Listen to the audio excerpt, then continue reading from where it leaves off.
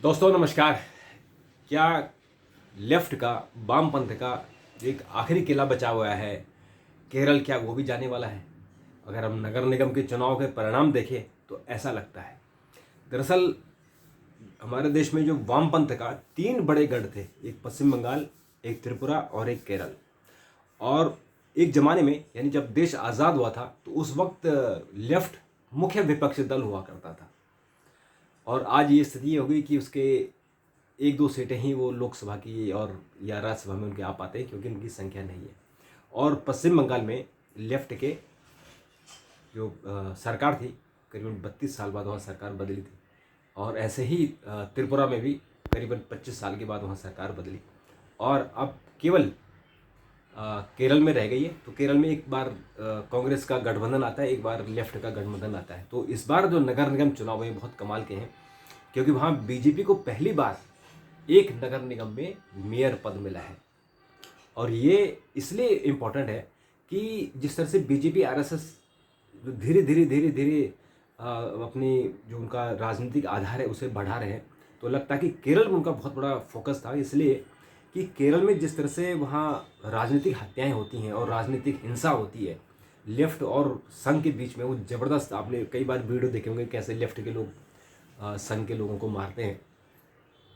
तो जो उनकी मुख्य चुनौती थी कि धीरे धीरे संघ यहाँ भी घुस जाएगा, और वही हुआ कि नगर निगम चुनाव उसमें 6 कॉरपोरेशन में से बीजेपी ने एक कॉरपोरेशन जीती है, और वो भी जिस पर 45 साल से लेफ्ट का कब्जा था, त्रिवेंद्रपुरम को, वो बीजेपी ने जीत ली है और उसका मेयर वीवी राजेश बन गए हैं। और लेफ्ट को दूसरे नंबर पर संतोष करना पड़ा, कांग्रेस वहाँ तीसरे नंबर पर रही।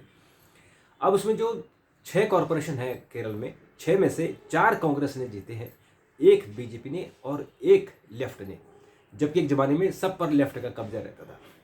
और अब लेफ्ट को अभी जो मुख्य चुनौती उनकी है वो है अगले साल यानी 2026 में जो विधानसभा चुनाव होना है केरल का।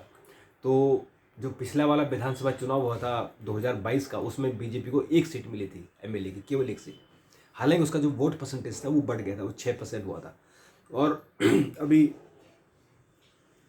जो लोकसभा का चुनाव हुआ था उसमें भी बीजेपी का वोट परसेंटेज बढ़ा था, 8% हो गया था, लेकिन सीट नहीं मिल पाई थी। एक बार वहाँ एक एमपी सीट बीजेपी ने यानी लोकसभा की सीट जीती थी, अदरवाइज वहाँ नहीं जीत पाते। तो अब वहाँ क्यों उम्मीद बन रही है बीजेपी को? क्योंकि बीजेपी ने उन राज्यों में भी सत्ता हासिल कर ली है जहाँ कभी कोई सोच भी नहीं सकता था, जैसे उड़ीसा में।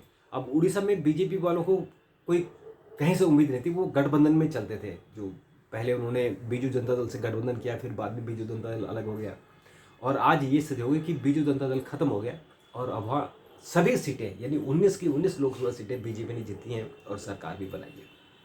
और अब बीजेपी का जो फोकस है, जो पूरी रणनीति बन रही है कि जहाँ उनकी सरकारें नहीं हैं वहाँ कैसे बनना है। तो उसमें पश्चिम बंगाल जो अगले साल चुनाव होना है, केरल वहाँ चुनाव होना है, और तमिलनाडु जहाँ यहाँ चुनाव होना है। तमिलनाडु में भी बीजेपी का कुछ है नहीं, वहाँ संगठन धीरे धीरे वो मजबूत कर रहे हैं। तो यहाँ जो बीजेपी का इन राज्यों पर फोकस रहेगा। फिर उनका तेलंगाना और आंध्र प्रदेश यहाँ पर भी फोकस रहेगा, क्योंकि यहाँ भी उनकी सत्ता नहीं है। कर्नाटक में बीजेपी सरकार में रह चुकी है। नॉर्थ ईस्ट में भी लगभग सभी राज्यों में बीजेपी ने सरकार बनाई है।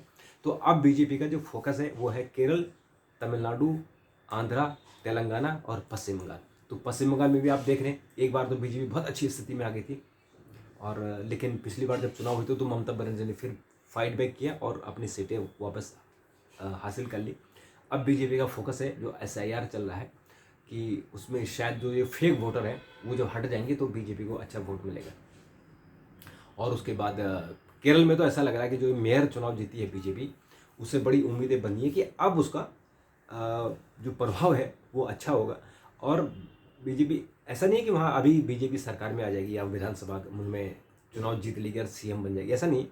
पर उनका जो धीरे धीरे वो वहाँ बढ़ोतरी कर रहे हैं, यानी उनकी जो वोट परसेंटेज बढ़ रहा है 1%, 2%, 6%, 8%, तो जो वोट परसेंट उनका बढ़ा है उसमें वो इंक्रीज़ करेंगे, ताकि आज नहीं तो कम से कम 10 साल बाद, जैसे उड़ीसा में 25 साल बाद बीजेपी आई है, जब से उन्होंने वहाँ ठीक से चुनाव लड़ा, जब वो बीजू जनता दल से 2000 से चुनाव लड़ रहे हैं साथ में।